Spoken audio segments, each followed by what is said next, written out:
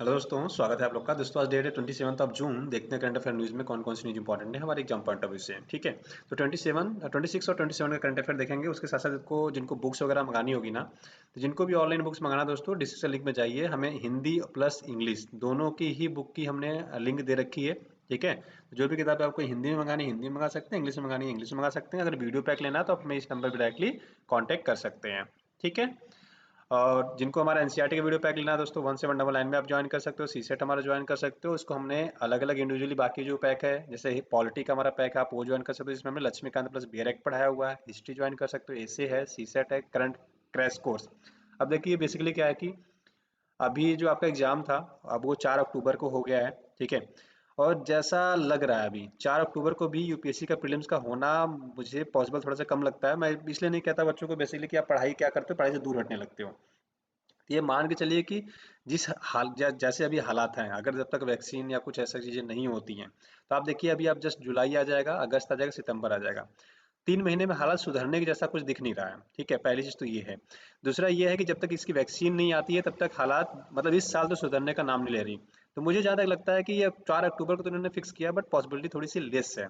ये हो सकता है आपके नवंबर के लास्ट में चली जाएगी, या तो दिसंबर में जाना तय है यूपीएससी का प्रीलिम्स का एग्जाम भी।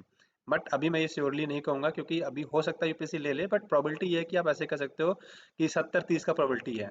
ठीक है, 70% प्रोबेबिलिटी की नहीं होगा, 30% प्रोबेबिलिटी की ले सकता है यूपीएससी। क्योंकि देखो यूपीएससी अब पैन इंडिया बेसिस पे कराता है एग्जाम। ऐसा नहीं है ना कि एक डिस्ट्रिक्ट में करा लिया, एक राज्य में करा लिया, एक जिले में करा लिया, बाद में कहीं और कराएंगे, नहीं। वो कराएगा तो पूरे इंडिया में कराएगा। जिस हालात जैसे अभी हालात है दिल्ली और मुंबई के, तो अगर दिल्ली मुंबई एक्सक्लूड करोगे, आप बाहर करोगे, इवन दिल्ली एक ऐसा प्लेस है जहाँ पे 1 से 1.5 लाख लोग हर साल एग्जाम देते हैं, समझ रहे हो आप। तो वो आप कैसे प्लेस को ऑक्यूपाई, उसकी जगह कुछ रिप्लेसमेंट कहाँ से करोगे, तो वो सबसे बड़ी समस्या ये है। ठीक है, तो याद रखिए जिनको करंट अफेयर क्रैश कोर्स लेना है वो हमसे ज्वाइन कर सकते हैं डायरेक्टली दोस्तों हम। ठीक है, और चलिए आगे बढ़ते हैं। हमारे वेरियस कॉम्बो पैक है। कॉम्बो पैक्स में आप जो भी कॉम्बो पैक्स ज्वाइन करना चाहते हो, हमारे कॉम्बो पैक्स में एक साथ ज्वाइन कर सकते हैं उसको। ठीक है, पेमेंट मेथड मैंने बता रखा है, इसी नंबर पे हमें 8840385335 पे ही हमें फोन पे, पेटीएम, गूगल पे, भीम यूपीआई से भी डायरेक्टली पेमेंट कर सकते हैं। पेमेंट करने के बाद पेमेंट का स्क्रीनशॉट, अपना नाम और मोबाइल नंबर हमें इसी नंबर पर व्हाट्सअप कर देना है। टेलीग्राम कर सकते हैं आप हमें, या फिर ईमेल आईडी पे हमें मेल भी कर सकते हैं। जिनके पास ये फोन पे वगैरह की व्यवस्था नहीं है, वो चाहे तो अकाउंट में डायरेक्टली फी डिपॉजिट कर सकते हैं। ठीक है, सबसे पहले बात करें कोरोना केसेस की। लगभग दोस्तों 5 लाख से ऊपर कोरोना केसेस हो गए हमारे इंडिया में। ठीक है, और देखो ये नंबर है, जस्ट नंबर। अभी याद रखिएगा, मेरा सिंपल सा एक फंडा है कि आप घर में रहिए, सबसे पहले तो स्टे होम। ठीक है, और जब तक जरूरी ना हो बाहर ना निकले, और दिल्ली मैं आपसे कहूँगा ना ही जाए तो ज़्यादा बेटर है। ठीक है, दिल्ली आपको जाना नहीं है, याद रखिएगा, जब तक जरूरत ना हो, और अति आवश्यक हो जाए कि लगे कि नहीं अब जाए बिना बात नहीं बनेगी, तभी जाना है। अदरवाइज दिल्ली अगर पढ़ने के लिए जाना चाहते हो तो प्लीज़ घर पे रह के पढ़ाई करिए। घर से सुरक्षित कुछ भी नहीं है। आपको लगता है कि घर से बाहर निकल के सुरक्षित हो, मैं कहूँगा आप घर से निकल के बाहर सुरक्षित बिल्कुल भी सुरक्षित नहीं है। ठीक है, हर मोड़ पे आपको दिक्कतें होनी है। तो जितना हो सके आप घर में रहिए। ठीक है, एग्जाम पॉइंट से बात करें तो डब्ल्यूएचओ का हेडक्वार्टर जिनेवा स्विट्जरलैंड में 194 इसके सदस्य देश है। अंतर सरकारी संगठन है। 7 अप्रैल 1948 से इसने अपना काम करना चालू किया था, और इसी डेट को हम वर्ल्ड हेल्थ डे के रूप में मनाते हैं। ठीक है, कुछ रिपोर्ट्स निकालता है, world health static report, ambient air pollution report, world health report, world tuberculosis report, global nutrition report. ठीक है, तो बेसिकली याद रखिए जो आपके एग्जाम पॉइंट से इंपॉर्टेंट रहते हैं, वर्ल्ड हेल्थ स्टैटिक्स मुझे बोलना था सर, मैंने रिपोर्ट बोल दिया था। ठीक है, तो ये सारे नाम आपको याद रखना जो रिपोर्ट्स निकालते हैं जो आपकी एग्जाम पॉइंट से इंपॉर्टेंट है। कोरोना जो फैला दोस्तों वुहान सिटी से फैला था। वुहान कहाँ पे है तो आपको पता है, चाइना में है। कौन सी नदी किनारे वुहान सिटी बसा हो, तो यांगजी रिवर। तो ये बेसिकली याद रखिए जो आपकी एग्जाम पॉइंट से रिलेवेंट हो जाता है। प्रधानमंत्री मुद्रा योजना के तहत 12 महीने की सब्सिडी दी जा रही है। बेसिकली ये है कि 2% की सब्सिडी गवर्नमेंट दे रहा है इसमें। ठीक है, तो आपके एग्जाम पॉइंट से क्या रिलेवेंट हो सकता है ये हम समझने की कोशिश करते हैं। देखो, एक तो ये प्रधानमंत्री मुद्रा योजना कब चालू हुआ। अब देखो ये चालू हुआ दोस्तों 8 अप्रैल 2015 को। कब चालू हुआ था? 8 अप्रैल 2015 को। चल क्या रहा है 2020। अब अगर ये 2021 की प्रीलिम्स में आ जाए, ठीक है, 2021 की प्रीलिम्स में आ जाए या 2020 की प्रीलिम्स में आ जाए, हम क्या कहेंगे? 5 साल पुराना करंट अफेयर पूछ दिया। मैं कहूँगा 5 साल पुराना करंट अफेयर है ही नहीं। क्यों? क्योंकि अरे अभी चर्चा में आया दोस्तों। आप देखिए ना, 12 माह की अवधि के लिए 2% की ब्याज सब्सिडी दी जाएगी, सरकार देगा। बेसिकली ये कि जो आपको ब्याज देना पड़ता है उस पर 2% जो है गवर्नमेंट आपका पे करेगी। बेसिकली सिंपल सा मतलब ये होता है ब्याज सब्सिडी का मतलब। ठीक है, तो अब इसमें क्या है कि आपको याद रखना है कि देखो प्रधानमंत्री मुद्रा योजना कब शुरू हुई थी? 8 अप्रैल 2015 को। किनको किनको बेसिकली मतलब कौन कौन इसको लोन देता है, किनको लोन देता है? तो ये जो गैर कॉरपोरेट वाले होते हैं, कृषि वाले होते हैं, गैर लघु छोटे छोटे कृषक को देता है, छोटे उद्यमी वालों को 10 लाख रुपए तक का ऋण प्रदान करता है। कौन कौन इसको प्रोवाइड कराता है? तो वाणिज्यिक बैंक जो कॉमर्शियल लोन देते हैं। फिर एक तो होता है रीजनल रूरल बैंक जिसको हम क्षेत्रीय ग्रामीण बैंक कहते हैं, ठीक है। कुछ फाइनेंशियल छोटी स्मॉल फाइनेंस बैंक होते हैं, ठीक है। ये लोग क्या करते हैं बेसिकली, गैर बैंकिंग वित्तीय संस्थाएं होती हैं, एनबीएफसी होती हैं, ये सारे लोग क्या करते हैं ऋण प्रोवाइड कराते हैं। इसमें 3 तरीके की ऋण दी जाती है। 3 तरीके की ऋण कौन-कौन सी दी जाती है? देखिए, अब ये है कि देखो इसमें एक चीज़ और कही गई थी, याद रखिए शिशु ऋण जो है, शिशु ऋण मैंने पहले इसलिए नहीं बोला क्योंकि शिशु ऋण मैंने सबसे पहले समझाना था। तो जो शिशु ऋण खाते हैं, ठीक है, शिशु लोन है, तो इस पे 12 महीने की अवधि के लिए 2% की सब्सिडी दी जाएगी। तो शिशु ऋण क्या होता है बेसिकली, अगर आप 50,000 रुपए तक का लोन लेते हो तो उसको शिशु बोलते हैं। शिशु मतलब जैसे बच्चा होता है ना छोटा सा, जैसे छोटा सा अमाउंट है यहाँ पे। किशोर का मतलब क्या होता है, मिड एज में आते हैं, 10 साल 15 साल के बच्चों को हम किशोर बोलते हैं, किशोरावस्था बोलते हैं। ये क्या है, आपका 50,001 रुपए से लेके 5 लाख रुपए तक को हम बोलते हैं। तरुण की जो एज आती है वो 15 से 18 के बीच को हम बेसिकली तरुण एज बोलते हैं। ये मान लीजिए इसका 5 लाख से 10 लाख के बीच में आ जाता है। ये अमाउंट जैसे जैसे आप बच्चा बड़ा होता है वैसे वैसे इसका अमाउंट बड़ा होता चला गया है, बस ऐसे ही है। अब आपके एग्जाम पॉइंट क्या इंपॉर्टेंट जाता है, देखिए, ये शिशु ऋण किसको कहते हैं, किशोर कहते हैं, तरुण किसको कहते हैं, ये पता होना चाहिए। कौन लोन देता है, किनको लोन देता है, कब ये स्कीम चालू हुई थी, इसका स्कीम का नाम क्या है। आप देखो स्कीम है दोस्तों 2015 की, राइट। अब पूछा कब जा रहा है, 2000 मतलब आप चर्चा में केवल 2020 में, तो आपसे 2020 के प्रीलिम्स से पूछ लेगा, 2021 के प्रीलिम्स से पूछ लेगा।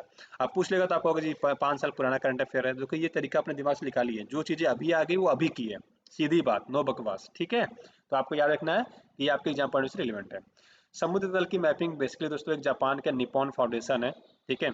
और इसके साथ एक कंपनी है general biometric chart of ocean, जिसको हम गेबको बोलते हैं बेसिकली। एक प्रोजेक्ट है जिसको हम बोलते हैं सीबेड 230 प्रोजेक्ट। एक्चुअली बेसिकली इस प्रोजेक्ट का पर्पस क्या है कि 2030 तक हम क्या करेंगे, पूरे समुद्र की मैपिंग कर रहे हैं। जैसे हम जमीन की मैपिंग करते हैं ना, पूरे समुद्र में देखेंगे कहाँ पे उभरा हुआ है, कहाँ पे घाटी नुमा बना हुआ है, कहाँ पे ज्यादा गहरा है, कहाँ पे झील टाइप में बना हुआ है अंदर समुद्र में, कहाँ पे मछलियाँ ज्यादा हो सकती हैं, कहाँ पे क्या हो सकता है। बेसिकली सारे पर्पस के लिए हम क्या करते हैं, बेसिकली इसकी मैपिंग कर रहे हैं। तो बेसिकली हम क्या कर रहे हैं, समुद्र के पूरे लेवल की मैपिंग कर रहे हैं। और लगभग ये कहा जा रहा है कि लगभग 6 से लेकर 19% के आसपास हमने लगभग अभी मैपिंग कर ली है, ठीक है। तो इसमें लगभग 1/5 मतलब 20% के आसपास इसकी मैपिंग के हम आसपास पहुंच गए हैं। और 2030 तक हमारा ये है टारगेट है कि हम पूरी वर्ल्ड में जितनी 70% हमारा पूरी पृथ्वी का 70% जितना समुद्र है उसको हम क्या कर रहे हैं, पूरी मैपिंग के थ्रू क्या कर सकें, कवर कर सकें, ठीक है। तो बेसिकली ये पर्पज है। और सी बेड 230 प्रोजेक्ट की बात करें तो ये आपसे एग्जाम में पूछा जा सकता है डायरेक्टली कि सी बेड 230 प्रोजेक्ट क्या है। एक तो ये पूछा जाएगा कब से स्टार्ट हुआ, 2017 में संयुक्त राष्ट्र महासागर सम्मेलन के थ्रू इसको स्टार्ट किया गया था। और जो मैपिंग का कार्यभार दिया गया था गेपको को ही दिया गया था। पूरा कार्यभार जो है मैप गेपको के ऊपर ही है, बेसिकली याद रखिएगा। वर्ल्ड हाइड्रोग्राफी डे मनाया जाता है। हाइड्रोग्राफी का मतलब होता है जल विज्ञान बेसिकली, ठीक है। तो 21 जून 2020 को वर्ल्ड हाइड्रोग्राफी डे मनाया गया था इस बार। और इसकी थीम याद रखिएगा, इनेबलिंग ऑटोनॉमस टेक्नोलॉजीज। तो बेसिकली याद रखिए जो आपके एग्जाम पढ़ने थोड़ा सा रिलेवेंट हो जाता है, ठीक है। 2005 से ये सब हम मनाना स्टार्ट करें। बेसिकली ये है कि देखो हाइड्रोग्राफी का मतलब बेसिकली क्या, जल विज्ञान के बारे में लोगों को जागरूक बनाना, बेसिकली हमारा पर्पज यही होता है। देविका और पुनेजा पुल, देखो आपसे क्या बन सकता है क्वेश्चन, पहले तो क्वेश्चन ये बन सकता है कि देवी हाल ही में चर्चा में देविका और पुनेजा क्या है, तो याद रखिए कि पुल है, ठीक है, पहली चीज। दूसरा ये कहाँ पे है, तो दूसरा क्वेश्चन आपसे बनेगा कहाँ पे है, जम्मू कश्मीर में। आपसे एक चीज ये पूछा जाता है देविका पुल की लंबाई कितनी है, तो याद रखिए 10 मीटर है। तो बेसिकली आपके एग्जाम पर भी थोड़ा सा इंपॉर्टेंट है, ठीक है, तो याद रखिएगा। उसके बाद फिशिंग कैट चर्चा में क्यों है, एक्चुअली क्या है कि देखो फिशिंग कैट जो है दोस्तों, ठीक है, इनकी जनसंख्या जो है दोस्तों लगभग 20 के आसपास ही बची है, बहुत ज़्यादा तो नहीं है इनकी जनसंख्या, ठीक है। जो मतलब पिछले साल 2019 में भीतरकनिका जो नेशनल पार्क है, बेसिकली कहाँ पाया जाता है ये बात कर लेते हैं सबसे पहले तो। जो फिशिंग कैट होती है, fishing cat basically fishing cat क्यों बोलते हैं, फिशिंग का मतलब क्या होता है, मछली पकड़ना। ये बिल्ली क्या करती है ना, झींगा मछली पकड़ती है, उसको खाती है। बेसिकली झींगा मछली फेमस है, इसके उसको बहुत मतलब पसंद है बेसिकली बात करूँ तो, ठीक है। तो इसको खाती पीती है झींगा मछली को, ठीक है। आईयूसीएन की दोस्तों ये लुप्त प्राय प्रजाति में है, मतलब इंडेंजर्ड कैटेगरी में इसको रखा गया है, ठीक है। और कहाँ पे ये पाई जाती है, भीतरकनिका नेशनल पार्क है। भीतरकनिका कहाँ पे है, तो याद रखेंगे आपके एग्जाम पॉइंट से ये थोड़ा सा इंपॉर्टेंट हो जाता है, कहाँ पे, उड़ीसा में, ठीक है। तो उड़ीसा में है, ठीक है। तो इतना चीज याद रखेंगे, Bhitarkanika national park. Fishing cat कहाँ पाई जाती है, तो ये भी पाई जाती है। आईयूसीएन की कौन सी लिस्ट में है, लुप्त प्राय प्रजाति में। और साइट के अनुच्छेद 4 और के परिशिष्ट 2 में सूचीबद्ध है।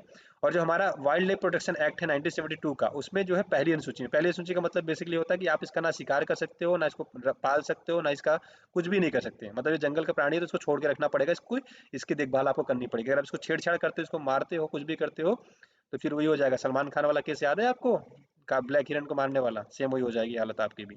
ठीक है, तो लगभग कहा जाता है केवल 20 के आसपास ही फिशिंग कैट बची हुई हैं। इस वजह से थोड़ी चर्चा में मैं आपको दिखा देता हूँ कैसी दिखती है। ये है फिशिंग कैट, ठीक है। तो ये बेसिकली क्या करता है, मछलियाँ पकड़ती है। अब ये खतरा क्यों उत्पन्न हो गया, बेसिकली क्या है कि जिस इलाके में जो लोग रहते हैं वो क्या करते हैं, इससे जो झींगा मछलियाँ होती हैं सबको क्या करते हैं, पकड़ पकड़ के ये लोग क्या करते हैं, जितने भी तालाब वाला पॉन्ड टाइप में है ना, सारे वो खत्म करते जा रहे हैं। तो इस वजह से इसके ऊपर भी थोड़ा सा संकट उत्पन्न हो रहा है। ठीक है, तो बेसिकली याद रखिए जो आपके एग्जाम पॉइंट में थोड़ा सा ज़्यादा रिलेवेंट हो जाता है। ठीक है, तो आपको डायरेक्टली एग्जाम में पूछा जाए तो क्या क्या पूछेगा, साइट सी कौन से परिशिष्ट में है, आयुसीएन की लुप्त प्रजाति या इंडेंजर्ड स्पेसिस में है, ये पूछा जा सकता है। ठीक है, दूसरा ये फिशिंग कैट, हाल ही में चर्चा रहा फिशिंग कैट कौन से नेशनल पार्क में पाया गया, ये पूछा जा सकता है। वाइल्ड लाइफ प्रोटेक्शन एक्ट में कौन सी अनुसूची में है, तो याद रखिए पहली अनुसूची में, जस्ट मैंने अभी आपको बता दिया यहाँ पे पहली अनुसूची में है। तो ऐसे क्वेश्चन आपसे बन सकता है। भीतरकनिका नेशनल पार्क कहाँ पे है, तो उड़ीसा में है। ये सारे आपके एग्जाम पॉइंट से थोड़ा सा रिलेवेंट हो जाता है, तो याद रखिएगा। ठीक है, श्वेत तेल या गैस परियोजना की बात करें तो ये दोस्तों अंडमान निकोबार और म्यांमार में बेसिकली परियोजना है। ठीक है, तो जो अंडमान सी है वहाँ पे श्वेत गैस के लिए बेसिकली परियोजना है। 2004 में इसको खोजा था, दक्षिण दक्षिण कोरियाई कंपनी थी। ठीक है, दाइव्यू, तो उसने खोजा था। तो बेसिकली याद रखिएगा कि जो श्वेत गैस है वो अंडमान सी के लिए है बेसिकली। ठीक है, और उसके बाद श्वेत तेल गैस परियोजना की बात करें तो ये म्यांमार के लिए है बेसिकली। ठीक है, गैस परियोजना के लिए दोनों मतलब बेसिकली याद रखिएगा कि अंडमान सी और आपका म्यांमार के लिए बेसिकली बेसिकली इसका जो मेन पर्पज है, म्यांमार में हमें क्या करना है, इस गैस का बेसिकली क्या करना है, इसको हमें निकालना है, बेसिकली ये पर्पज है इसका। ठीक है, तो अगर आपसे पिछले श्वेत गैस परियोजना किसी स्टेट से रिलेटेड है या किसी देश से रिलेटेड है तो याद रखिए म्यांमार से। तो आपके एग्जाम पॉइंट थोड़ा सा रिलेवेंट हो जाता है। उसके बाद बात करते हैं ई ब्लड सर्विसेज की। तो ई ब्लड सर्विसेज दोस्तों स्कीम चालू की गई इंडियन रेड क्रॉस सोसाइटी के द्वारा। ठीक है, किस मिनिस्ट्री के थ्रू किया गया है, तो union ministry of health and family welfare के द्वारा। ठीक है, Indian red cross society, right. अब इसमें एक आपको क्या याद रखना है, देखो ऐसा नहीं कि पहली बार हुआ है, इससे पहले भी था। जब प्रधानमंत्री मोदी 2015 में उन्होंने क्या किया था, डिजिटल इंडिया स्कीम लॉन्च किया था, तो उसी टाइम इन्होंने इनका एक सेंटर था जिसको हम बोलते हैं centre for development and advancing computing. उसी समय एक स्कीम चालू किया गया था जिसको दोस्तों हम बोलते हैं, सॉरी, जिसको बोलते हैं ई रक्त कोष। ठीक है, ई रक्त कोष के नाम से चालू किया गया था। तो सेम ऐसा ही वर्जन रेड क्रॉस सोसाइटी के द्वारा इसको लॉन्च किया गया है और जिसका हेड जो बनाया गया है, ठीक है, रेड क्रॉस सोसाइटी का, वो आपको बनाया गया दोस्तों, जो आपका केंद्रीय स्वास्थ्य मंत्री है उन्हीं को हेड भी बनाया गया, अध्यक्ष भी बनाया गया। तो बेसिकली याद रखेंगे। ठीक है, बेसिकली इसका पर्पज क्या है, जैसे आपको ब्लड चाहिए तो आपको 4 यूनिट तक ब्लड आप ऑनलाइन इसमें एप्लीकेशन में डिटेल भरिए, फिल करिए और आपको 12 घंटे के अंदर उसका इंतजाम करके मिल जाया करेगा। ठीक है, तो बेसिकली ये पर्पज है इसका आपका, ये ब्लड सर्विसेज का। तो आपसे ये लाइन याद रखिए, 4 यूनिट तक आपको ब्लड मिल सकता है, 12 घंटे के अंदर आपका, 12 घंटे तक आपको इंतजार करना पड़ेगा, 12 घंटे में आपका जुगाड़ उगाड़ सारा होके आपको ब्लड वगैरह मिल जाएगा। ठीक है, तो आपके लिए आज का पहला क्वेश्चन जो है, पहले क्वेश्चन की बात करें तो यही है आपका फिशिंग कैट के बारे में। तो देखो फिशिंग कैट जो आपको वाइल्ड लाइफ प्रोटेक्शन एक्ट है 1972 का, वो सूचीबद्ध 1 में है कि नहीं है, पहला क्वेश्चन। दूसरा, साइट की अनुच्छेद 4 की परिशिष्ट 2 में सूचीबद्ध है, बताना है या नहीं है। आईयूसीएन की रेड लिस्ट में है, ठीक है, रेड लिस्ट में है कि नहीं, ये तो एक ठीक है। उसके बाद लुप्त प्राय इंडेंजर्ड स्पेसिस में है कि नहीं है, ये आपको बताना है। अगर आपने ध्यान दिया होगा तो मैंने तीनों चीजें बताई थी आगे आपको। ठीक है, मैंने ये बताया था कि देखो आईयूसीएन जो आपका वाइल्ड लाइफ प्रोटेक्शन एक्ट है उसमें 72 के सूचीबद्ध 1 में है। ठीक है, उसमें अनुच्छेद 4 के परिशिष्ट 2 में है। आईयूसीएन की रेड लिस्ट के लुप्त प्राय सूचीबद्ध इसमें भी है। ठीक है, तीनों इसका सही हो जाएगा, तो इसका ऑप्शन करेक्ट आंसर क्या हो जाएगा, डी हो जाएगा। ठीक है, तो इसका जो करेक्ट आंसर होगा दोस्तों ये डी हो जाएगा। ठीक है, तो ये सारी डिटेल्स मैंने यहाँ पे दे रखी है, वैसे तो मैंने आपको सारी चीजें पढ़ा दी थी। तो आज की वीडियो में दोस्तों बस इतने रखते हैं, आशा करते हैं वीडियो पसंद आया होगा। ठीक है, और जिनको वीडियो पैक्स वगैरह लेना होगा आप डायरेक्टली दोस्तों हमें कॉल करके आप व्हाट्सएप के थ्रू ले सकते हैं। डायरेक्टली अगर आपको नॉलेज चाहिए होता है ना, तो आप जस्ट व्हाट्सएप डायरेक्टली कर दिया करिए। ठीक है, तो आज की वीडियो दोस्तों बस इतना रखते हैं, आशा करते हैं आपको वीडियो पसंद आया होगा। पसंद आया तो अपने दोस्तों के साथ लाइक से सब्सक्राइब करना ना भूलिएगा। वीडियो देखने के लिए बहुत बहुत धन्यवाद, आपका दिन शुभ हो। Thank you so much, have a great day.